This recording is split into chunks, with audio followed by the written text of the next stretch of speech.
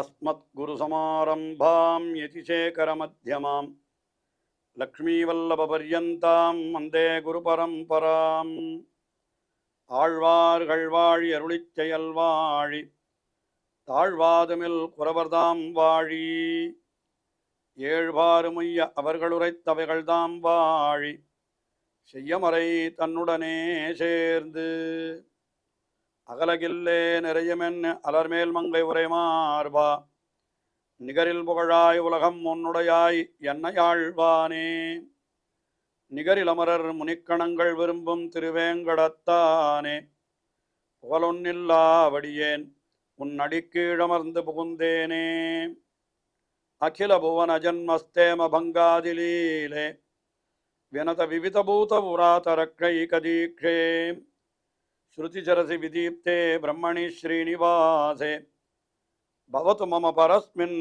சேமுழி பக்திரூபா श्रीमान वेंकटनाथार्य कवितार्किककेसरी वेदांताचार्यवर्यो मे सन्निधत्तां सदा हृदि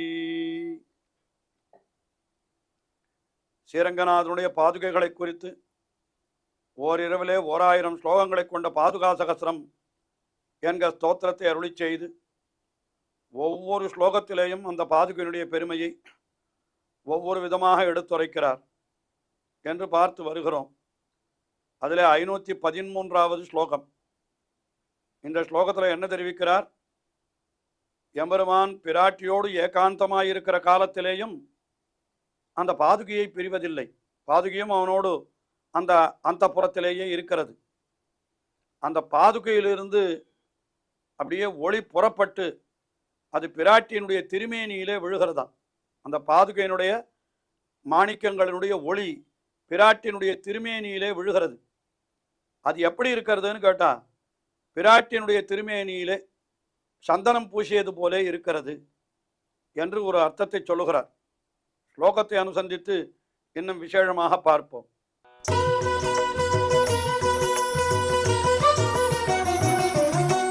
பரிபஷ்யதி தேவி ரங்கநாதே ரகசித்வம் சவிதே நிவிஷ்ய லக்ஷ்மியாம் परिपुष्यसि रन्त्रधामभिः स्वैः अनसूयेव मनोज्ञमङ्गरागम्. हे தேவி என்ன அந்த பாதுகையை அழைக்கிறார். பாதுகா தேவியே என்ன அந்த பாதுகையை விழித்து சொல்லுகிறார். துவம் ஸ்வைஹி ரத்னதாமபிஹி, நீ என்ன பண்ணுகிறாய்? உன்னுடைய அந்த ரத்தின கிரணங்களாலே பக்கத்தில் இருக்கக்கூடியவளான லக்ஷ்மி அவளும் எங்க இருக்கா? ஏகாந்தே, அது சொல்றார். ரகசித்வம் சவிதே நிவிஷ்ய லக்ஷ்மியாக, நீ என்ன பண்ணுகிறார்? ரகசியத்தில், ரகசி என்னால் பெருமானும் பிராட்டியும் அந்த புறத்திலே ஏகாந்தமாக அன்னோ இருப்பார்கள். அப்பொழுது அந்த லக்ஷ்மியினுடைய சமீபத்திலே இந்த பாதுகையும் இருக்கிறது. எம்பெருமான் அவளுடைய சமீபத்தில் இருக்கிறபடினாலே பாதுகையும் அங்கே இருக்கிறது. அப்பொழுது ரங்கநாதே பரிபஷ்யதி சதி, அந்த ரங்கநாதன் பார்த்து கொண்டே இருக்கிறான். பிராட்டியை பார்த்து கொண்டிருக்கிற பொழுது என்ன ஆகிறது? அந்த பாதுகையில் இருக்கிற கிரணங்கள் எல்லாம் அந்த பிராட்டியினுடைய திருமேனியிலே அப்படி படுகிறது. அதை பார்த்தால் எப்படி போல இருக்கிறதுன்னு கேட்டா, நல்ல ஒரு அங்கராகம், ஆனால் சந்தனத்தை பூசினது போல இருக்கிறதுன்னார். அதுவும் எப்படி? அதுக்கு ஒரு அழகான இடத்தை எடுத்து உதாரணமாக காட்டினார். என்ன சொன்னா, அனசூயேவ மனோஜ்யம் அங்கராகம் பரிபுஷ்யசி. கௌதமருடைய பத்தினி அனசூயை என்று ஒருத்தி. அவள் என்ன பண்ணினாள்? சீதா பிராட்டி காட்டிற்கு எழுந்தருளின பொழுது அங்கே சீதா பிராட்டி அவளுக்கு அந்த அனசூயை என்கிறவள் நிறைய உபச்சாரங்களை எல்லாம் பண்ணினாள். அவளுக்கு அலங்காரங்களை எல்லாம் பண்ணினாள், ஆபரணங்களை எல்லாம் பூட்டினாள், அவளுக்கு உடம்பில் சந்தனத்தை எல்லாம் பூசினாள். அனசூயை என்கிறவள் ஒரு தாய் போலே அந்த காட்டில சித்திரக்கூட்டத்திலே நடந்த நிகழ்ச்சி இது. ராமபிரான் காட்டிற்கு எழுந்தருளின பொழுது அங்கே அனசூயை பிராட்டி அவள் இந்த காரியத்தை எல்லாம் பண்ணினாள். அந்த ஆசிரமத்திலே நடந்த ஒரு விஷயம் இது. அது அந்த அனசூயை பண்ணின அந்த காரியத்தை போல எப்படி அனசூயை என்கிறவள் தன்னுடைய கைகளாலே அவளுக்கு அதை பூசினாளோ, அதாவது பெருமாளும் தாயாரும் ஏகாந்தமாக இருக்கிற பொழுது அந்த அனசூயை ராமபிரான் பார்த்து கொண்டிருக்கிற பொழுதே அந்த சீதா பிராட்டிக்கு சந்தனத்தை பூசி மகிழ்வித்தாள் அல்லவா? அதுபோல இங்கேயும் கூட பெருமாள் பார்த்து கொண்டிருக்கிற பொழுதே என்ன ஆகிறது, இந்த பாதுகையானது அனசூய பிராட்டியை போல அந்த பிராட்டியினுடைய திருமேனியிலே தன்னுடைய ரத்தனங்களின் கிரணங்களாலே ஒரு பூச்சு பூசுகிறது என்று இப்படியாக மிக அழகாக அதை வர்ணிக்கிறார். அனசூய பிராட்டி, அனசூயானவள் பிராட்டிக்கு எப்படி சந்தன பூச்சு பூசினாலோ அதுபோல இந்த ரத்தன கிரணங்களாலே இந்த பாதுகையும் ஒரு பூச்சு பூசுகிறது என்பதுதான் இந்த ஸ்லோகத்தினுடைய கருத்தாக அப்படி அமைகிறது. அடுத்தபடியாக 514வது ஸ்லோகம். இந்த ஸ்லோகத்தில் என்ன தெரிவிக்கிறார்? இந்த ரத்தன கிரணங்கள், பாதுகையிலிருந்து புறப்படுகிற ரத்தன கிரணங்கள் அது ஒருத்தன் மேலே பட்டுவிட்டதானால் அவன் என்ன பண்ணுகிறான் என்று கேட்டால், தன்னுடைய இந்த சரீரத்தை விட்டுவிட்டு, அதாவது இந்த பிறவியை நீர்த்து அவன் புறப்படுகிற பொழுது இந்த தாழ்ந்த சரீரத்தை விட்டுவிட்டு மிக உயர்ந்த சரீரத்தை எடுத்துக்கொண்டு அவன் மோட்சத்துக்கு போகிறான். அப்படி போகிற பொழுது இந்த சரீரத்தை விட வேணுமே என்கிற ஒரு துக்கம் இல்லாதபடிக்கு எப்படி அந்த கிழிந்த வஸ்திரத்தை புகட்டு புதிய வஸ்திரத்தை அணிந்து கொள்வானோ அதுபோல இந்த கிழிந்த சரீரத்தை புகட்டு விட்டு நல்ல சரீரத்தை எடுத்துக்கொண்டு போகிறான் என்று அந்த அர்த்தத்தை சொல்லுகிறார். பகவத்கீதையிலேயும் கண்ணபிரான் இதே கருத்தை தெரிவித்திருக்கிறான். ஒருத்தன் இறந்து போய்விட்டான் என்றால் அதற்காக வருந்தக்கூடாது, ஏனென்றால் அவன் வேறு ஒரு சரீரத்தை எடுத்துக்கொள்ளுகிறான் என்று சொல்லுகிற பொழுது என்ன சொல்லுகிறார்? ஜீர்ணானி வஸ்திராணி யதா விகாய நவானி கிருண்ணாத்தி நரோபராணி என்று அதே விஷயத்தை பகவத்கீதையிலே அவனும் தெரிவிக்கிறான். இவனும் கூட என்ன பண்ணுகிறான்னா, விகாய சரீராணி ஜீர்ணானி அந்யானி சம்யாதி நவானி தேகி என்று இப்படி பகவத்கீதையிலே தெரிவிக்கக்கூடிய ஒரு கருத்து. அதை இந்த இடத்துல வேதாந்த தேசிகன் அழகாக தெரிவிக்கிறார்.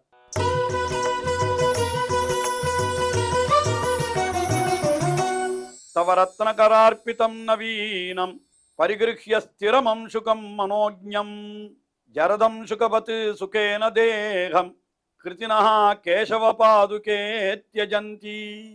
இதில் ஏ கேசவ பாதுகே என்று கேசவனுடைய பாதுகையே என்று அழைத்து என்ன சொல்லுகிறார்? தவ ரத்னகரார்ப்பிதம் நவீனம் பரிகிருஹ்யா. தவ ரத்னகரார்ப்பிதம், பாதுகையே உன்னுடைய ரத்தினங்களாகிற கரங்களினாலே, அதாவது ரத்தினத்திலிருந்து வரக்கூடிய ஒளிதான் அதனுடைய கை என்று சொல்லலாம். அப்படிப்பட்ட கரார்ப்பிதம், அதனால கொடுக்கப்பட்டதான நவீனம் ஸ்திரம் அம்சுகம் மனோஜ்ஞம் பரிகிருஹ்ய, மிகவும் புதியதாய், மனோஜ்ஞம் மிகவும் இனியதாய், ஸ்திரம் நன்றாக நிலைத்து நிற்கக்கூடியதாக இருக்கக்கூடிய அம்சுகம். அதாவது அம்சுகம்னா இந்த இடத்துல அது வஸ்திரம் என்றுதான் பொருள், அது ஆடை, ஆனால் அது ஒரு சரீரம் என்கிற அர்த்தத்திலே நாம் கொள்ள வேணும். அப்படிப்பட்ட அந்த வஸ்திரத்தை, சரீரத்தை அவன் பெற்று விடுகிறான். அதாவது எம்பெருமானுடைய பாதுகையை வணங்கினால் அந்த பாதுகை என்ன பண்ணுகிறது? தன்னுடைய கிரணங்களாகிற கைகளாலே அவனுக்கு ஒரு திவ்ய சரீரத்தை கொடுத்து விடுகிறது. அதைத்தான் இந்த ஸ்லோகத்தில் தெரிவிக்கிறார். தவ ரத்னகரார்ப்பிதம் நவீனம் பரிகிருஹ்ய ஸ்திரமம் சுகம் மனோஜ்ஞம்.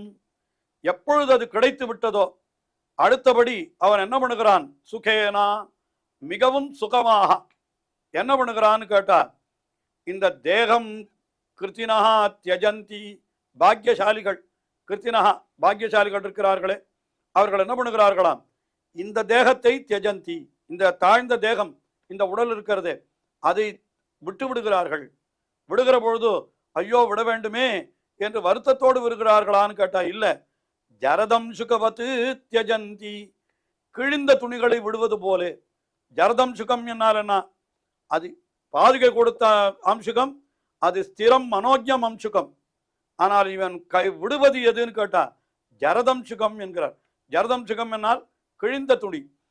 கிழிந்த துணியை விட்டு விட்டு எப்படி நல்ல துணியை ஒருத்தன் அணிந்து கொள்ளுவானோ அதுபோல பாதுகையனோடு சம்பந்தப்படுபவன், பாதுகையை வணங்குபவன் தன்னுடைய இந்த தாழ்ந்த சரீரத்தை விட்டு விட்டு பரமபதத்திற்கு செல்லக்கூடிய அந்த உயர்ந்த சரீரத்தை எடுத்துக்கொள்வான் என்ன அந்த அர்த்தம். அதைத்தான் இதில் தெரிவித்தார். அதைத்தான் நான் பகவத்கீதையிலேயும் எம்பெருமான் காட்டியிருக்கிற விஷயம்தான் இது என்று தெரிவித்தேன்.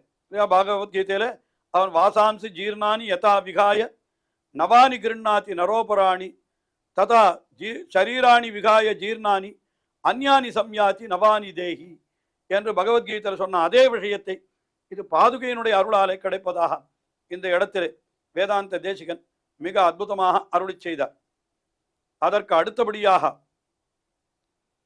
515வது ஸ்லோகத்திலே ஒரு விசேஷமான அர்த்தத்தை தெரிவிக்கிறார். அதாவது பாதுகையிலே நிறைய ரத்தனங்கள் பதிக்கப்பட்டிருக்கின்றன. இந்த ரத்தனங்கள் எல்லாம் எப்படி இருக்குன்னா ரொம்ப கடினமாக இருக்கும். என்னதான் கற்கள் உயர்ந்தவையாக இருந்தாலும் கூட அவைகள் கற்கள் தானே, அதனால கொஞ்சம் கடினமாக இருக்கும். அது பாதுகையிலெல்லாம் ரத்தனங்கள் இழைத்திருந்தால் அதன் மேலே எம்பெருமான் திருவடிகளை வைத்து அப்படி இருக்கிற பொழுது அவனுடைய மென்மையான திருவடிகளுக்கு அந்த ரத்தனங்கள் உறுத்தத்தான் உறுத்தும். கொஞ்சம் கடினமான ரத்தனங்களில் காலை வச்சா என்ன ஆகும், கொஞ்சம் அது திருவடியை உறுத்தும். ஆனாலும் என்ன பண்ணுகிறான் எம்பெருமான், அதை பொறுத்து கொண்டு அந்த கடினமான பாதுகை மேலே காலை வைத்து வைத்து வைத்து திருவடிகளை வைத்து வைத்து பழக்கப்படுத்தி கொண்டு விட்டான். அதனால இப்போ அவனுக்கு பழகி போயிடுத்தது எம்பெருமானுக்கு. இதனால என்ன லாபம்னு கேட்டார். இப்படி நீ பழக்கி வைத்த பாதுகையே எம்பெருமானே இப்படி உன்னுடைய கடினமான ரத்தனங்களால பழக்கி வைத்தபடியினாலே தான் அவன் கடினமான ஹிருதயத்தினுடைய என்னுடைய ஹிருதயத்திலேயும் வந்து இருக்கிறான். ஏற்கனவே அவனுக்கு கடினமான பாதுகை, அதாவது ரத்தனங்கள் மேலே காலை வைத்து திருவடிகளை வைத்து பழகி விட்டபடியினால என்னுடைய மனத்திலே கடினமான மனத்திலேயும் அவன் வந்து இருப்பதற்கு அது ஒப்புக்கொள்ளுகிறான். அவனுக்கு அது வைக்க தகுந்ததாக அவனை நீ அன்றோ பண்ணி இருக்கிறாய் என்று இப்படி மிகவும் ரசமாக அருளி செய்கிறார்.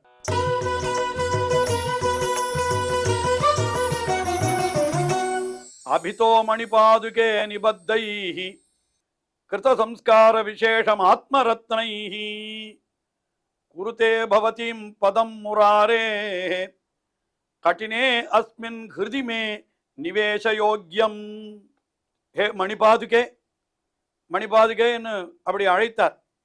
பவதி நீ என்ன பண்ணுகிறாய்னு கேட்டார். அபிதஹா விசேஷம் ஆத்மரத்னைஹி அபிதஹா நிபத்தைஹி ஆத்மரத்னைஹி.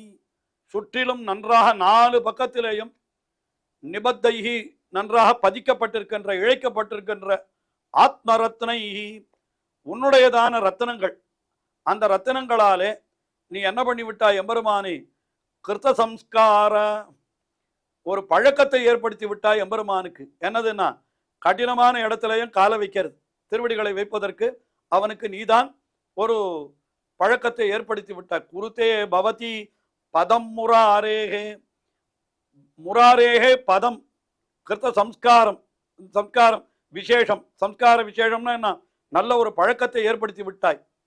அப்படி நீ பண்ணி விட்டபடியினாலே தான் எம்பெருமான் என்ன பண்ணுகிறான்னு கேட்டா, கட்டினே அஸ்மின் மே ஹிருதி, கட்டினே மே அஸ்மின் ஹிருதி, மிகவும் கடினமாக இருக்கக்கூடிய என்னுடைய ஹிருதயத்திலேயும் அந்த பாதுகை, அந்த எம்பெருமானுடைய திருவடிகளானவை நிவேசயோக்கியம் வைக்கப்பட தகுந்ததாக ஆயிற்று.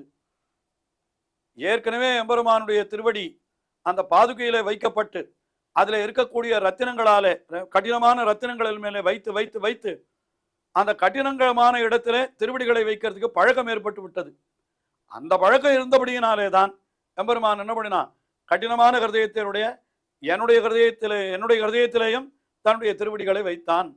அதனால இப்ப என்னுடைய மனத்திலே தன்னுடைய திருவடிகளை வைக்கணும்னா அதற்கு பழக்கத்தை ஏற்படுத்தி கொடுத்தவள் நீயே என்றோ என்று இப்படியாக அந்த பாதுகையை கொண்டாடுகிறார் இந்த ஸ்லோகத்திலே.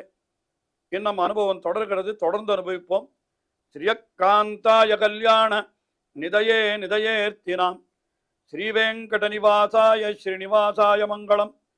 ஸ்ரீமத் சுந்தரஜாமா திருமுனிமானசவாசினே சர்வலோக நிவாசாய ஸ்ரீனிவாசாய மங்களம்.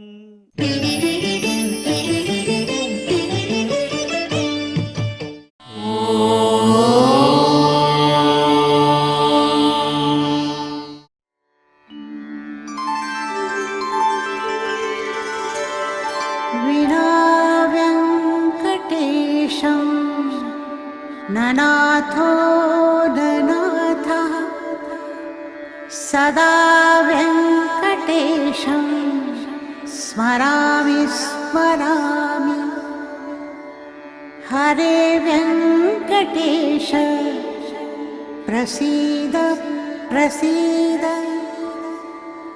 प्रियं वेङ्कटेश प्रयच्छ प्रयच्छ